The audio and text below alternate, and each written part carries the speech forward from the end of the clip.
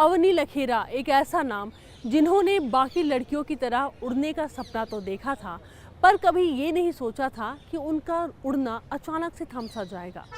Road पर घटी एक दुर्घटना ने उनकी पूरी जिंदगी को बदल कर रख दिया। जब आंख खुली तो वो अस्पताल में थी। खुद को जब तक समझ पाती तब तक काफ़ी देर हो चुकी थी, लेकिन उन्होंने हार नहीं मानी और ज़िंदगी की चुनौती को उन्होंने इस कदर लिया कि वो बन गई आपके और हमारे लिए एक नायिका। नमस्कार, स्वागत है आपका बदलाव के नायक में। आपके साथ मैं हूँ प्रांजलि सिंह।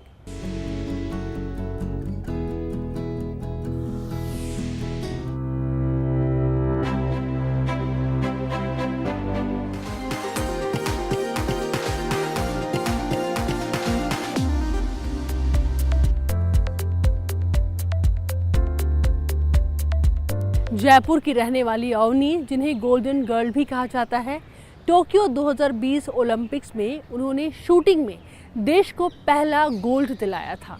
इसके अलावा भी उन्होंने कई गोल्ड मेडल जीते हैं।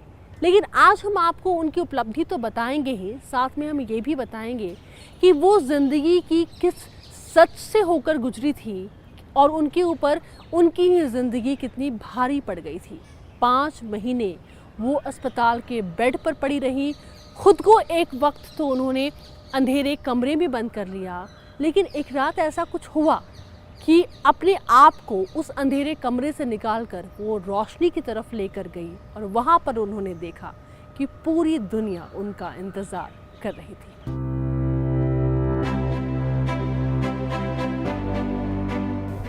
सुश्री अवनी लखेरा, खेल शूटिंग।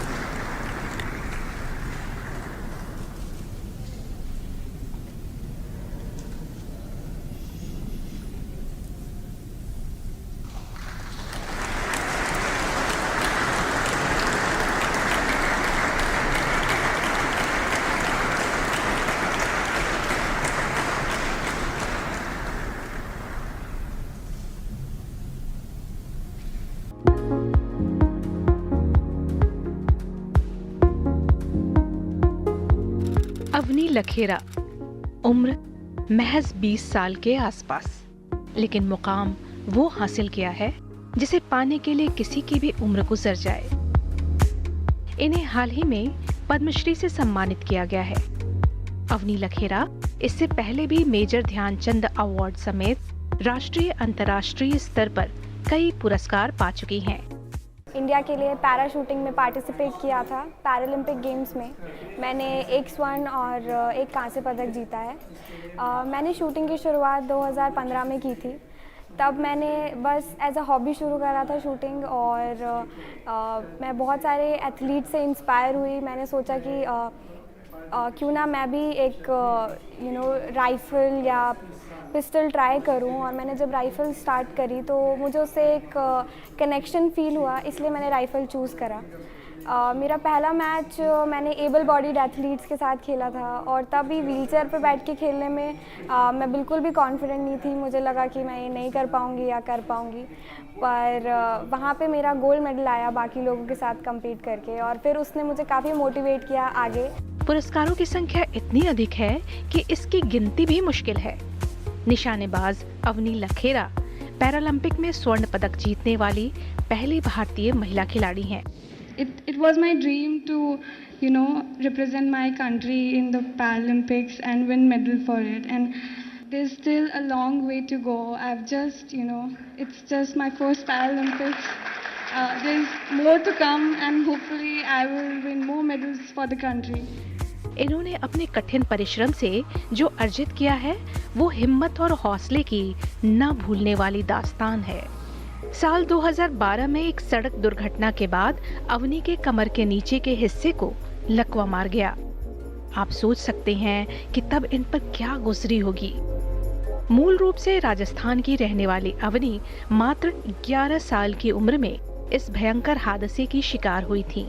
इस हादसे में अवनी की जान तो बच गई, लेकिन रीढ़ की हड्डी में चोट आने से उनके पैरों की शक्ति खो गई, जिसके चलते अवनी अब अपने पैरों पर चल नहीं पाती हैं। लेकिन उन्होंने अपने बुलंद इरादों से अपनी कमजोरी को अपनी ताकत बना लिया। टोक्यो पैरालंपिक में स्वर्ण पदक जीतने तक का उनका सफर अवसाद से आगे निकलकर संघर्ष करने और दृढ़ संकल्प से आगे बढ़ने की सफल कहानी बन गया है। यह सफलता की ऐसी कहानी है जो किसी को भी प्रेरित कर सकती है। Olympic gold medallist Abhinav Bindra को अपना आदर्श मानने वाली अवनी ने 2015 में स्टेट चैंपियनशिप में गोल्ड जीता था। खास बात यह है कि उस वक्त अवनी के पास खुद की राइफल भी नहीं थी। उन्होंने इसे अपने कोच से उधार लिया था। साल 2016 से 2020 के बीच अवनी ने नेशनल शूटिंग चैंपियनशिप में 5 बार स्वर्ण अपने नाम किया है। 2017 में मैंने मेरा पहला इंटरनेशनल मैच खेला था और उसमें मेरा सिल्वर मेडल आया था। रियो पैरालंपिक्स के गोल्ड मेडलिस्ट के साथ मैंने compete किया और उसने मुझे बहुत मोटिवेशन दिया। मैंने सोचा कि अगर मैं व्हीलचेयर पे अपनी कंट्री के लिए मेडल जीत सकती हूँ तो मैं क्यों ना इसे आगे कंटिन्यू करूँ और अपनी कंट्री के लिए आगे भी मेडल जीतूँ। 2019 में मैंने कोटा जीता इंडिया के लिए पैरालंपिक्स टोक्यो 2020 के लिए और उसके बाद में मैंने अभी जो पिछले साल 2021 में हमारे पैरालंपिक गेम्स हुए उसमें मैंने 4 इवेंट में पार्टिसिपेट किया था जिसमें मैंने 2 मेडल जीते इंडिया के लिए और अभी मैं बहुत खुश हूँ। वहीं पैरा निशानेबाज अवनी ने टोक्यो पैरालंपिक 2020 में 10 मीटर एयर राइफल में स्वर्ण पदक जीता था और 50 मीटर राइफल के 3 पोजीशन में कांस्य अपने नाम किया था।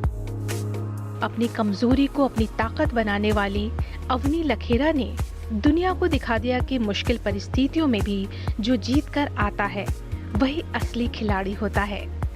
आज अवनी न जाने कितने लोगों के लिए प्रेरणा स्रोत है जो इन्हें अपना आदर्श मानकर आगे बढ़ रहे हैं।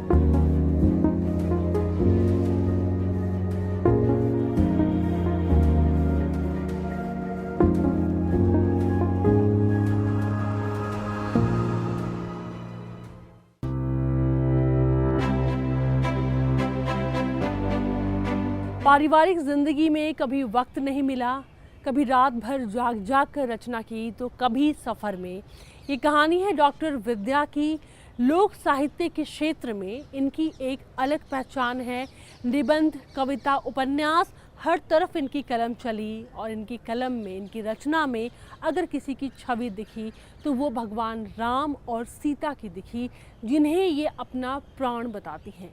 जो लोग भी डॉक्टर विद्या को जानते हैं उनका कहना है कि इनकी लेखनी में एक अद्भुत क्षमता है और इसी वजह से ये एक अद्भुत लेखिका भी हैं। अगर आप इनके बारे में नहीं जानते हैं तो देखिए हमारी ये खास रिपोर्ट।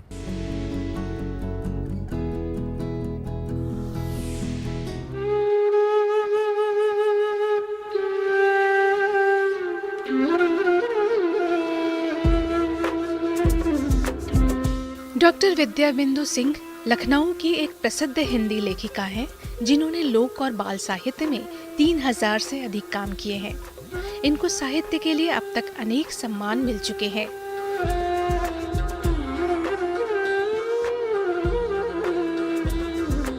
इनके साहित्य में भारतीय संस्कृति, परंपरा, संस्कार तीनों का ही मिश्रण देखने को मिलता है।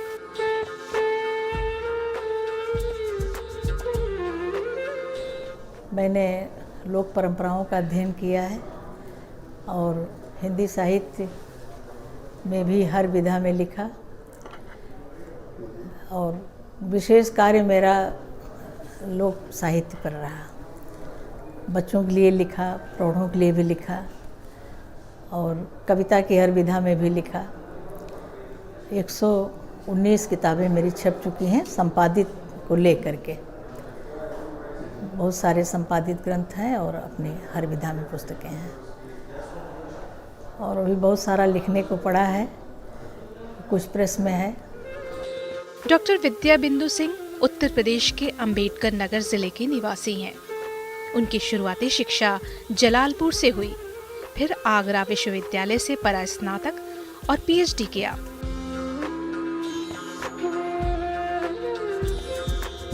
लोक संस्कृति के विभिन्न रूपों को शब्दों में ढालकर जन जन तक पहुंचाने के लिए ये निरंतर प्रयत्नशील हैं। चनर मान भावे हो राम, दर्द जगावे चैत चनर मान। बाल साहित्य में भी मैंने लिखा, कविताएं भी, कहानियाँ भी, और विशेष करके मैंने लोक कथाएं जो इकट्ठा की थी वो बच्चों को सुनाती हूँ मैं, विद्यालयों में भी जा कर के या संचार माध्यमों के से भी। तो जो बच्चों के लिए अपनी संस्कृति से परिचय कराने की, अपनी परंपरा को जानने का अवसर दें, जो जीवन मूल्यों को बहुत सरल सहज भाषा में बच्चों के मन में उतार सकें, ऐसी कहानियाँ मैं उन्हें सुनाती हूँ। उनके लिए कविताएं भी लिखी और प्रौढ़ों के लिए भी लिखी। प्रौढ़ों के लिए और बच्चों के लिए लिखना अलग होता है। प्रायः लोग प्रौढ़ों के लिए लिख देते हैं कि जो बाल साहित्य है वही प्रौढ़ों के लिए, लेकिन नहीं, उनकी समझ, उनके अनुभव और उनके वातावरण से जोड़ करके मैंने उनके लिए भी बहुत लिखा। और बाकी बहुत कुछ स्वांता सुखाए लिखती रही और बहुत कुछ समाज की आवश्यकता को देखते हुए लिखा। इनके उपन्यासों में अंधेरे का दीप, फूलकली, ये बेटियां प्रमुख हैं। जबकि कहानियों की बात करें तो अबाब, बाग का चौरा, बखरी के लोग, काशीवास प्रमुख हैं। जबकि कविताएं भी काफी प्रचलित हैं। विद्या बिंदु सिंह की रचना का संसार बहुत ही समृद्ध है। हाल ही में इन्हें पद्मश्री पुरस्कार से सम्मानित किया गया है।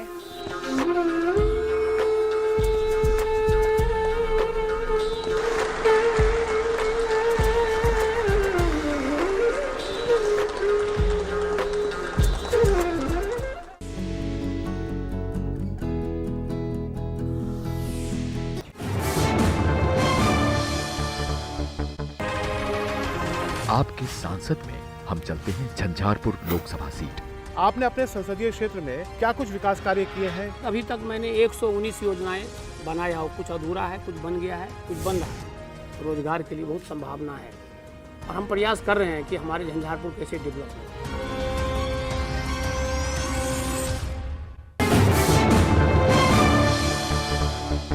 बदलाव के नायक में ब्रेक के बाद आपका स्वागत है। और अब बात एक ऐसी कलाकारी के बारे में जो अपनी कशीदाकारी के लिए काफ़ी लोकप्रिय है, मशहूर है। इसे हम कहते हैं चंबा रुमाल कलाकारी। देखा जाए तो ये कलाकारी मलमल, कॉटन और सिल्क के कपड़ों पर होती है। इसे संजोने का, इसे संभालने का काम काफ़ी दिनों से ललिता वकील कर रही हैं। उनकी उपलब्धि का अंदाज़ा आप इस बात से लगाइए कि राष्ट्रपति रामनाथ कोविंद ने अपने कार्यकाल में अभी तक उन्हें 2 बार सम्मानित वो कर चुके हैं। इसके अलावा भी कई राष्ट्रपति के हाथों भी उन्हें कई सम्मान मिल चुका है। ऐसा क्या किया उन्होंने, कैसे उन्होंने चंबा रुमाल कलाकारी को बचाया, देखते हैं इस खास रिपोर्ट में।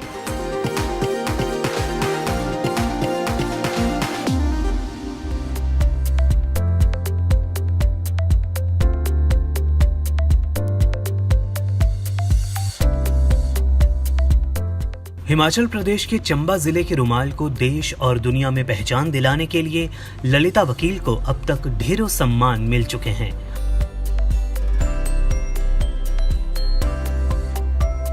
हाल ही में केंद्र सरकार ने पद्मश्री सम्मान से भी इन्हें नवाजा है।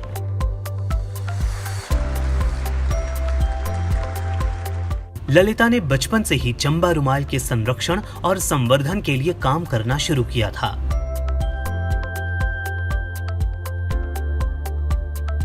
ललिता वकील को 3 बार राष्ट्रपति अवार्ड भी मिल चुका है।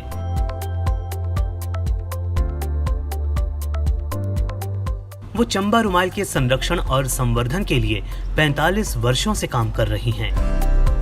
चंबा रुमाल एक बहुत पुरानी कला है, बहुत पुरानी। ये 2 रुखा है, इसको एक तरफ से करते हैं और दोनों साइड से ये आता है ये करने का। इसको बोलते हैं हम डबल साटन स्टिच। ये एक इसका मिनिएचर कपड़े के ऊपर बनाते हैं हम लोग और फिर उसको थ्रेड से निकालते हैं। इसका निकालने का एक तरीका है जिसके एक साइड करने से दोनों साइड आ जाता है। ये बहुत पुराना वो कला है, पर ये पहले इतनी चंबा रुमाल को इतना ज़्यादा वो नहीं मिला हुआ था, मतलब इतना प्रसिद्ध नहीं था। पर आज से जैसे 50 साल पहले मैंने इस काम को शुरू किया था। तो इस काम को शुरू किया और मैंने बच्चों को जैसे घर घर से बच्चों को लाके इसको सिखाती थी, ट्रेनिंग देती थी इनको। बच्चों को डिप्टी कमिश्नर थे हमारे शहर के, तो उनसे उनको रोज़ मतलब स्कॉलरशिप दिलाती थी। तो हर बार 4, 6, 1 साल का फिर मतलब लगातार शुरू करती रहती थी। बच्चों को काफ़ी ट्रेनिंग मैंने इस तरीके की दी और इसको धीरे धीरे इसका मैंने विकास किया, धीरे धीरे इसको आगे बढ़ाया। आज देखो वो इतने सालों की जो मेहनत थी वो आज रंग लाई है। दरअसल चंबा रुमाल अपनी अद्भुत कला और शानदार कशीदाकारी के कारण लोकप्रिय है।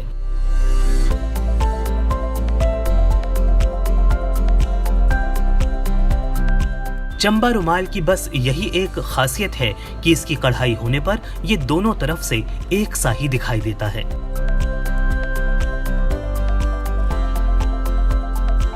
ललिता वकील घर पर बेकार बैठने वाली महिलाओं और लड़कियों को बुला बुला कर चंबा रुमाल पर कढ़ाई करना सिखाती थी। देखो पहले इतना कुछ नहीं होता था, इतनी मतलब फैसिलिटियाँ नहीं थी। अब सरकार ने बहुत सारी फैसिलिटियाँ देना शुरू कर दिया है बच्चों को, जैसे दिहाड़ी के ऊपर 300 रुपये दिहाड़ी। तो काफ़ी बच्चे जो हैं गवर्नमेंट का बहुत हाथ रहा है इस चीज़ को भी हाईलाइट उसको करने में, बढ़ाने में। तो मैं सभी का शुक्रगुजार हूँ, सभी गवर्नमेंट का या दिन का भी है और सभी उनका जिन्होंने क्या बोलते इसको चंबा रुमाल को आगे बढ़ाने में साथ दिया है। उनकी प्रेरणा से आज कई महिलाएं और लड़कियां चंबा रुमाल बनाकर अपने घर की आजीविका चला रही हैं।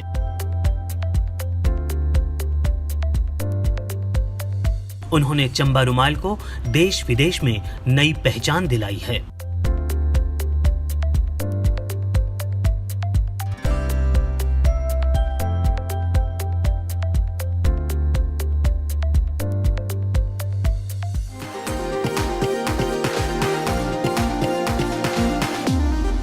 प्रोफेसर कमलाकर त्रिपाठी कहते हैं कि आज भी अगर एक दिन मैं लोगों की सेवा न करूं तो मुझे रातों को नींद नहीं आती। जीवन का एक एक क्षण तभी सार्थक होगा जब आप अपनी ज़िंदगी को लोगों के लिए समर्पित कर देंगे। वो पेशे से एक डॉक्टर हैं और उनके घर पर रात दिन लोगों का तांता लगा रहता है, क्योंकि वो निःशुल्क लोगों का इलाज करते हैं। चाहे अमीर हो या गरीब, समय की कोई पाबंदी नहीं, उनके घर से कोई भी खाली हाथ नहीं लौटता है। एक बार तो उनके स्टाफ भी उन पर झुंझला जाते हैं, पर उन्हें कभी गुस्सा नहीं आता है।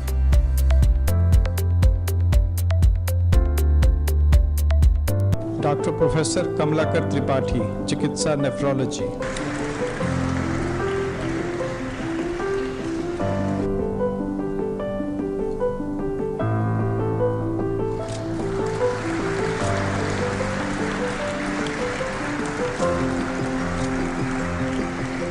मैं जब से अवकाश हमने प्राप्त किया है पिछले 7 वर्षों में, तब से मैं अपने घर पे ही रहता हूँ।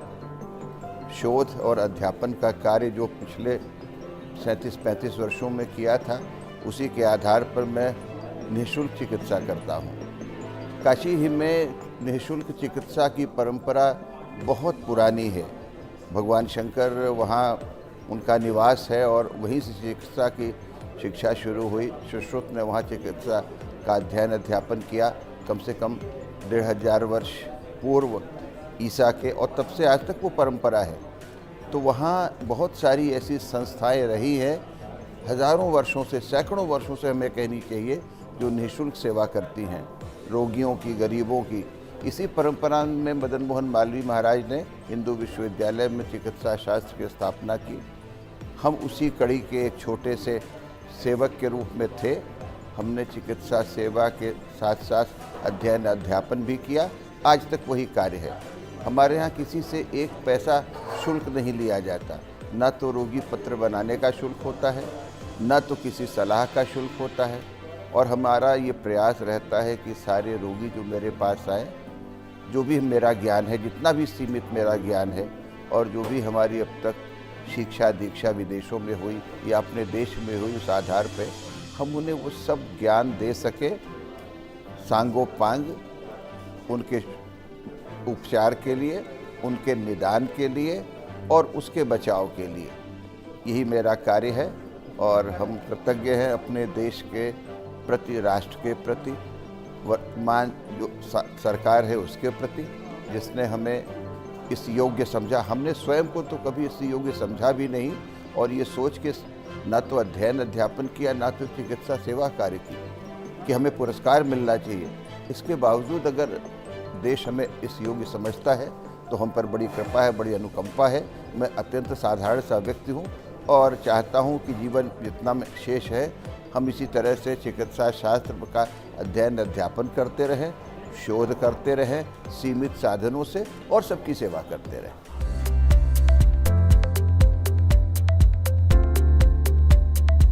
उम्मीद और जज्बे से भरी ऐसी कहानियाँ आपको ज़रूर एक राह दिखाएंगी, लेकिन इसके लिए ज़रूरी है कि आप भी कभी हिम्मत ना हारें। आज के लिए बदलाव के नायक में इतना ही। अगली बार होगी कुछ और ऐसी ही कहानियों के साथ आपसे मुलाकात। तब तक के लिए आप देखते रहे संसद टीवी। नमस्कार।